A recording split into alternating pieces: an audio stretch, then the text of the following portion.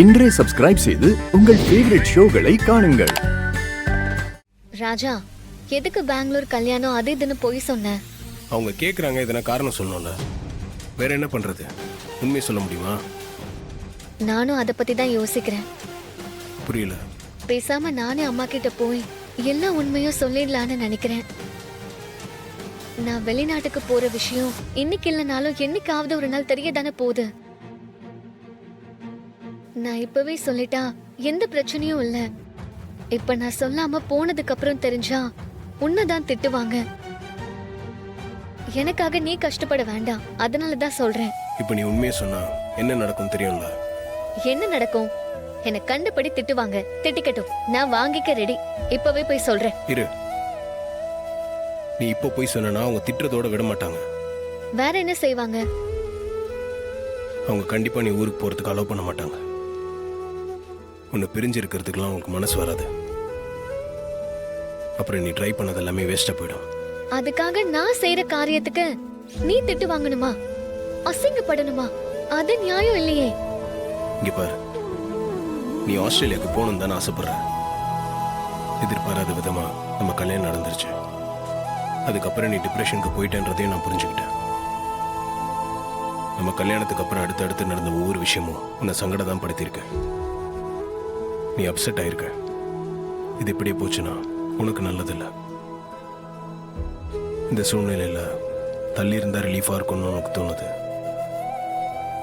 நீ ஆஸ்திரேலியா போறதுல தான் ரொம்ப தீவிரமா இருக்குன்னு எனக்கு புரியுது. அது உண்மைதானே? ஆமா, அது உண்மைதான். என்னை விட உன் அம்மாவை பத்தி உனக்கு நல்லா தெரியும். நீ வெளிநாட்டுக்கு போறேன்னு தெரிஞ்சாலே அவங்க சும்மா இருக்க மாட்டாங்க. எதுனா பண்ணி உன்னை ஆஸ்திரேலியாவுக்கு போக விடாம தடுத்துருவாங்க. நம்ம கல்யாணத்தையும் இப்படி தானே நம்ம 2 பேரையும் கார்னர் பண்ணி பண்ணாங்க. இப்ப சங்கடப்பட்டு நிக்கிறது நம்ம 2 பேரும் தான். மறுபடியும் அந்த மாதிரி நிலைமை நமக்கு வரக்கூடாது. புரியுதா? புரியுது. நீ ஆஸ்திரேலியாவுக்கு போற வேலையை மட்டும் பாரு. மைண்டை ரிலாக்ஸ்டா வச்சுக்க. உனக்கு பிடிச்ச விஷயங்களை பண்ணு. உன் லைஃப்பை என்ஜாய் பண்ணு. புக்ஸ் படி, மியூசிக் கேளு, அந்த ஊர் ஜனங்களோட இன்ட்ராக்ட் பண்ணு. மற்றபடி இங்கே இருக்கிற பிரச்சனையெல்லாம் நான் பார்த்துக்கிறேன். 5 வருஷம் அக்ரிமெண்ட்ல போற. அங்கே சந்தோஷமா இருந்து நிம்மதியாக உன் வேலையை பாரு. நீ ஆஸ்திரேலியா போனதுக்கப்புறம் ஒரு டைம் பார்த்து நான் எல்லாருக்கிட்ட உண்மையை சொல்லிடுறேன். உன் அப்பா அம்மா கண்டிப்பாக வருத்தப்படுவாங்க, கோச்சிப்பாங்க. அதெல்லாம் நான் பார்த்துக்கிறேன். நீ இதெல்லாம் மனசில் போட்டு குழப்பிக்காத. நிம்மதியார்.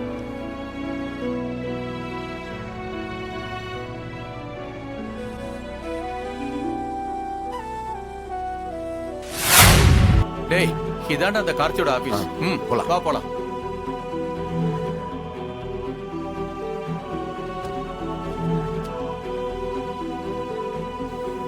டேய் சுபரா, டேய் நல்லா இருக்கா? நல்லா இருக்கு.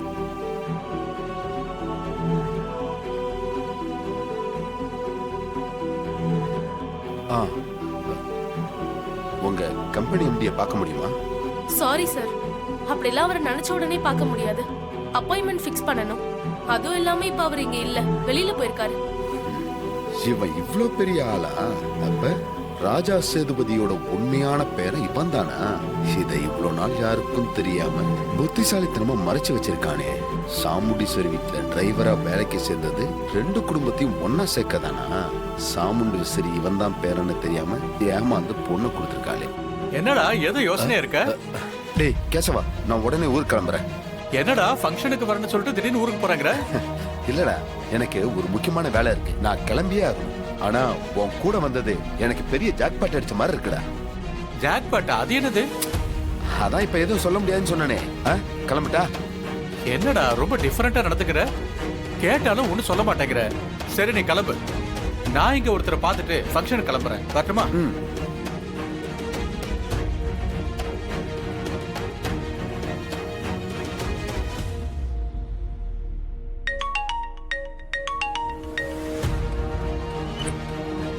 சொல்லுங்க.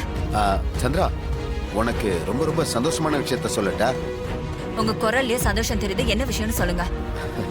இரு, அந்த டிரைவர் பையன் யாருன்னு தெரியாம இவ்வளோ நாள் குழம்பி போயிருந்தோம்ல, அதுக்கெல்லாம் இன்னைக்கு ஒரு விடை கிடைச்சிருச்சு. என்னங்க சொல்றீங்க? அவன் யாருன்னு தெரிஞ்சிருச்சா? அவன் வேற யாரும் இல்ல சந்திரா, அந்த ராஜா சேதுபதி கிழவி பரமேஸ்வரியோட பேரன்தான் அவன்.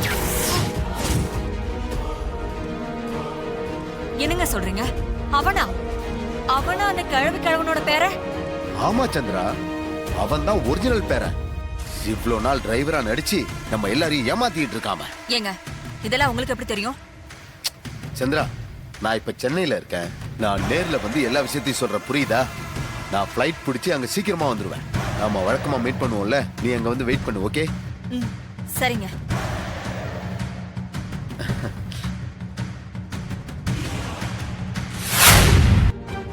அக்கா, நான் என்ன சொன்னாலும் நீ நம்ப மாட்டல.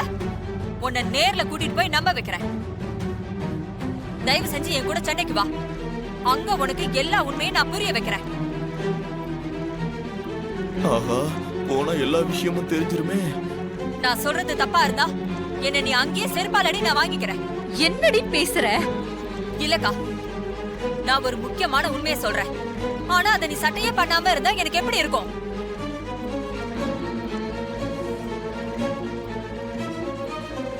இங்க பாருக்கா, இப்படி யோசிச்சு பாரு.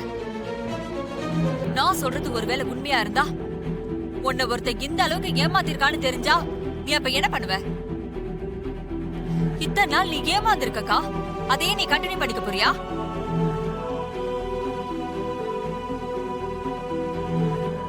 எது உண்மைன்னு ஒரு தடவை செக் பண்றதுல உனக்கு என்னக்கா குறைஞ்சிட போறியா? அம்மா, சித்தி தான் இவ்வளவு தூரம் சொல்றாங்கல்ல, ஒரு தடவை போய் பார்த்துட்டு தான் வாங்கலேம்மா.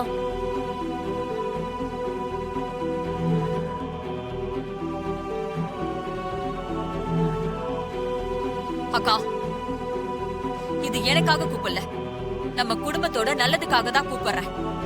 ஒரு தடவை நான் சொல்றத கேளேங்கா.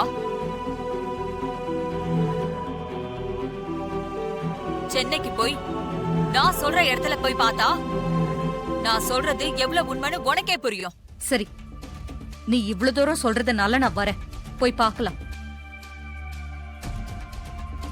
ரொம்ப சந்தோஷம்க்கா, வா உடனே போலாம். வா போலாம்.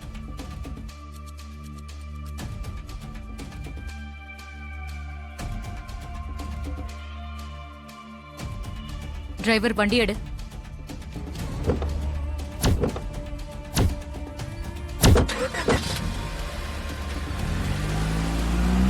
ராஜாதான் பாட்டியோட பேரனா? அப்ப பேரன் ஒருத்தன் சொல்லிட்டு வந்தானே, அவன் யாரு? ஆனா சித்தி கான்பிடென்ட்டா ராஜாதான் பேரன்னு சொல்றாங்க. இதுல எது உண்மையா இருக்கும்? ஒரே குழப்பமா இருக்கே.